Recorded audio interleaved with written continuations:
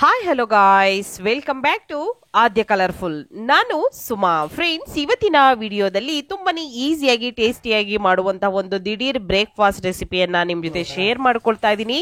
ನೀವು ಕೂಡ ಮನೆಯಲ್ಲಿ ತಯಾರಿಸಿ ಹೇಗೆ ಬಂತು ಅಂತ ತಿಳಿಸಿ. ಮೊದಲನೇದಾಗಿ ಒಂದು ಪಾತ್ರೆಯನ್ನ ತಗೊಂಡಿದ್ದೀನಿ. ಸೊ ಇದಕ್ಕೆ ನಾನು ಅವಲಕ್ಕಿಯನ್ನ ಹಾಕೊಳ್ತಾ ಇದ್ದೀನಿ. ಗಟ್ಟಿ ಅವಲಕ್ಕಿ, ಪೇಪರ್ ಅವಲಕ್ಕಿ ಅಲ್ಲ. ಸೊ 1 ಕಪ್ಪಿನ ಅಳತೆಯಲ್ಲಿ 1 ಕಪ್ ಆಗುವಷ್ಟು ಅವಲಕ್ಕಿಯನ್ನ ತಗೊಳ್ತಾ ಇದ್ದೀನಿ.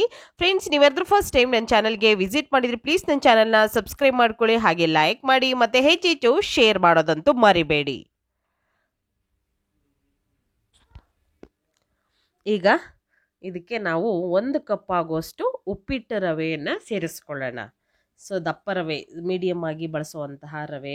ಸೊ ಇದು ಬನ್ಸಿ ರವೆ ಅಲ್ಲ ನೋಡಿ, ಉಪ್ಪಿಟ್ಟಿಗೆ ನಾವು ಬಳಸುವಂತಹ ಮೀಡಿಯಮ್ ರವೆ. ಸೊ ಅದನ್ನು ಹಾಕ್ಕೊಳ್ತಾ ಇದ್ದೀನಿ. ಇದು ಎರಡನ್ನೂ ಕೂಡ ಹಾಕ್ಕೊಂಡು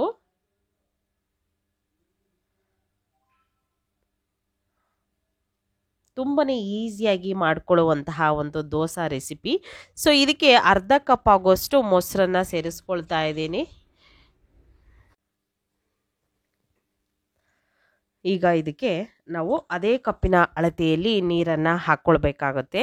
ಸೊ ನಾವು ಎಷ್ಟು ನೀರನ್ನು ಹಾಕ್ಕೊಳ್ತೀವೋ ನೋಡಿಕೊಂಡು ಈ ಒಂದು ದೋಸೆಗೆ ಎಷ್ಟು ಬೇಕೋ ನೋಡಿಕೊಂಡು ಹಾಕ್ಕೊಳ್ಬೇಕಾಗುತ್ತೆ.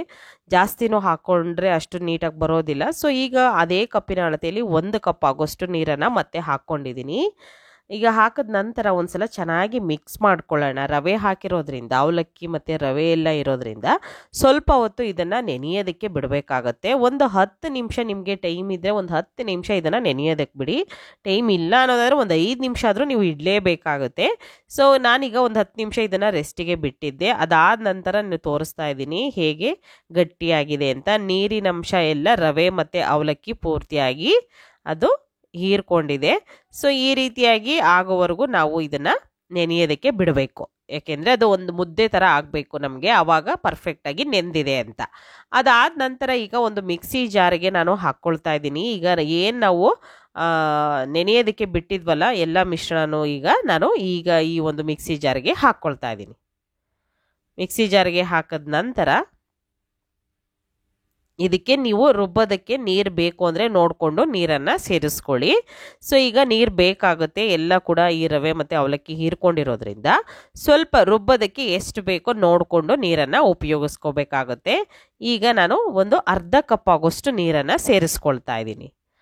ಇಷ್ಟನ್ನು ಹಾಕಿ ನುಣ್ಣಗೆ ಗ್ರೈಂಡ್ ಮಾಡ್ಕೊಂಡು ಬಂದಿದ್ದೀನಿ. ಸೊ ನೋಡ್ಬೋದು, ಒಂದು ಥಿಕ್ಕಾಗಿರೋಂಥ ಪೇಸ್ಟು ರೆಡಿಯಾಗಿದೆ. ಅದಕ್ಕೆ ಈಗ ನಾವು ಅದೇ ಕಪ್ಪಿನ ಅಳತೆಯಲ್ಲಿ ಗೋಧಿ ಹಿಟ್ಟನ್ನು ಸೇರಿಸ್ಕೊಳ್ತಾ ಇದ್ದೀನಿ. 1 ಕಪ್ ಗೋಧಿ ಹಿಟ್ಟನ್ನು ಹಾಕ್ಕೊಂಡಿದ್ದೀನಿ.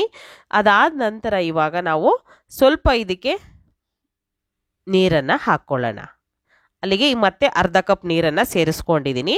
ಬೇಕು ಅಂದರೆ ಮತ್ತಷ್ಟು ನೀರನ್ನು ಹಾಕ್ಕೊಳ್ಳೋಣ. ಟೋಟಲ್ ಆಗಿ 1 ಕಪ್ಪು, ಈ ಫಸ್ಟ್ ಹಾಕಿದ್ದ ಅರ್ಧ ಕಪ್ಪು ಮತ್ತು 1 ಕಪ್ ನೀರನ್ನು ಹಾಕ್ಕೊಂಡು ನಾನು ಗ್ರೈಂಡ್ ಮಾಡ್ಕೊಂಡು ಬಂದಿದ್ದೀನಿ. ನುಣ್ಣಗೆ ಎಷ್ಟು ಆಗುತ್ತೋ ಅಷ್ಟು ನುಣ್ಣಗೆ ಇದನ್ನು ನಾವು ಗ್ರೈಂಡ್ ಮಾಡ್ಕೊಂಡು ಬರಬೇಕಾಗತ್ತೆ. ಈ ರೀತಿ ನಮಗೆ ದೋಸೆ ಸರಿ ರೆಡಿಯಾಗಿದೆ ಫ್ರೆಂಡ್ಸ್. ಓಕೆ, ಸೊ ಅದಾದ ನಂತರ ಈಗ ಇದನ್ನು ಒಂದು ಪಾತ್ರೆಗೆ ತೆಗೆದಿಟ್ಕೊಳ್ಳೋಣ.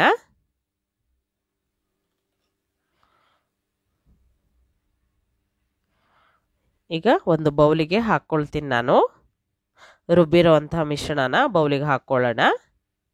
ತುಂಬಾ ಈಸಿಯಾಗಿ ಮಾಡ್ಕೊಳ್ಳುವಂಥ, ಸಂಜೆಗೆ ಸ್ನ್ಯಾಕ್ಸಿಗೆ ಅಥವಾ ಮಕ್ಕಳಿಗೆ ಹೊಟ್ಟೆ ಹಸಿತಾ ಇದೆ, ಈಗ ತಕ್ಷಣಕ್ಕೆ ಏನಾದರೂ ಮಾಡುವಂತ ಅಂದಾಗ ನೀವು ದಿಢೀರಾಗಿ ಮಾಡಿಕೊಡುವಂಥ ಒಂದು ದೋಸೆ ಅಥವಾ ಬ್ರೇಕ್ಫಾಸ್ಟ್ ಅಥವಾ ಸ್ನ್ಯಾಕ್ಸ್ ರೆಸಿಪಿ ಅಂತಲೂ ಹೇಳ್ಬೋದು. ಸೊ ಯಾವಾಗ ಬೇಕಿದ್ರೂ ಮಾಡಿಕೊಡ್ಬಹುದು ಈ ಒಂದು ರೆಸಿಪಿಯನ್ನು. ಖಂಡಿತವಾಗ್ಲೂ ಒಂದ್ಸಲ ಆದರೂ ನೀವು ತಯಾರಿಸಿ ಫ್ರೆಂಡ್ಸ್. ತುಂಬಾ ಗರಿಗರಿಯಾಗಿರುವಂತಹ ಒಂದು ದೋಸೆ ರೆಡಿಯಾಗುತ್ತೆ. ಈಗ ನೋಡಿ, ನಾನು ಇದಕ್ಕೆ ಉಪ್ಪು ಅಥವಾ ಸೋಡಾ ಏನು ಕೂಡ ಇನ್ನು ಸೇರಿಸ್ಕೊಂಡಿಲ್ಲ. ಸೊ ಇದಕ್ಕೆ 1 ಸ್ಪೂನ್ ಆಗುವಷ್ಟು ಸಕ್ಕರೆಯನ್ನು ಹಾಕ್ಕೊಳ್ತಾ ಇದ್ದೀನಿ.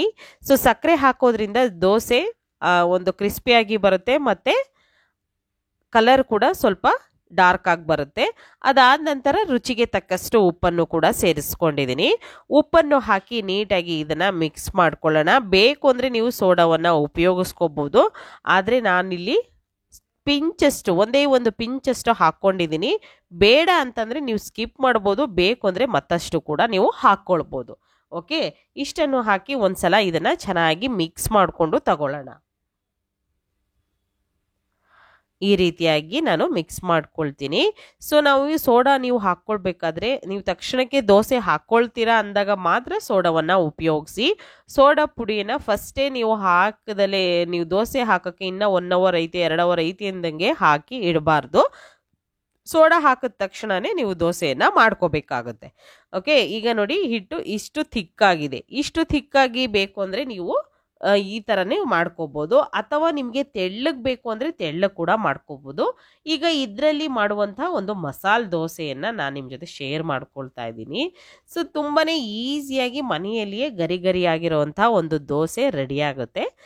ನೋಡ್ಬೋದು ಈಗ ಆಗಿದೆ. ಸೊ ಚೆನ್ನಾಗಿ ಮಿಕ್ಸ್ ಮಾಡ್ಕೊಳ್ತಾ ಇದ್ದೀನಿ, ಎಲ್ಲದೂ ಕೂಡ ನೀಟಾಗಿ ಮಿಕ್ಸ್ ಆಗಲಿ ಅನ್ನೋ ಕಾರಣಕ್ಕೆ ಅಷ್ಟೇ. ಈಗ ಆಗಿದೆ ನೋಡ್ಬೋದು. ಈಗ ನಾನು ಒಂದು ತವ ಇಟ್ಟಿದ್ದೀನಿ. ಸೊ ಅದಕ್ಕೆ ಸ್ವಲ್ಪ ನೀರನ್ನು ಚುಮುಕ್ಸಿ ಒಂದು ಟಿಶ್ಯೂ ಪೇಪರಿಂದ ಒರೆಸಿ ಅದಾದ ನಂತರ ಈಗ ದೋಸೆಯನ್ನು ಹಾಕ್ಕೊಳ್ತಾ ಇದ್ದೀನಿ. ಸೊ ತುಂಬ ಚೆನ್ನಾಗಿ ಬರುತ್ತೆ ದೋಸೆ. ನಿಮಗೆ ಗರಿ ಗರಿಯಾಗಿ ಬೇಕು ಅಂತಂದರೆ ನೀವು ತೆಳ್ಳಗೆ ಹಾಕ್ಕೊಳ್ಬೇಕಾಗುತ್ತೆ, ಆವಾಗ ಗರಿ ಗರಿಯಾಗಿ ಬರುತ್ತೆ ದೋಸೆ. ಸೊ ನೋಡ್ಬೋದು ಈ ರೀತಿಯಾಗಿ ನಾನು ಹಾಕ್ಕೊಂಡಿದ್ದೀನಿ. ಮಸಾಲೆ ದೋಸೆ ಥರನೇ ನಿಮಗೆ ಬಂದ್ಬಿಡುತ್ತೆ ಇದು. ಓಕೆ, ಸೊ ತುಂಬ ಈಸಿಯಾಗಿ ಟೇಸ್ಟಿಯಾಗಿ ಮಾಡುವಂತಹ, ದಿಢೀರಾಗಿ ಮಾಡುವಂತಹ 10 ನಿಮಿಷದಲ್ಲಿ ರೆಡಿಯಾಗುವಂತಹ ಒಂದು ಬ್ರೇಕ್ಫಾಸ್ಟ್ ರೆಸಿಪಿ ಇದು. ಸೊ 1 ಕಪ್ ರವೆಯನ್ನು ಉಪಯೋಗಿಸಿ ಮಾಡಿರುವಂತಹ ಒಂದು ದೋಸೆ, 1 ಕಪ್ ಗೋಧಿ ಹಿಟ್ಟು, 1 ಕಪ್ ರವೆಯನ್ನು ಉಪಯೋಗಿಸಿ ನೀವು ಕೂಡ ದಿಢೀರಾಗಿ ಮಾಡ್ಕೊಳ್ಳಿ ರುಚಿಯಾದ ಬ್ರೇಕ್ಫಾಸ್ಟ್ ಅಥವಾ ರುಚಿಯಾದ ದೋಸೆ.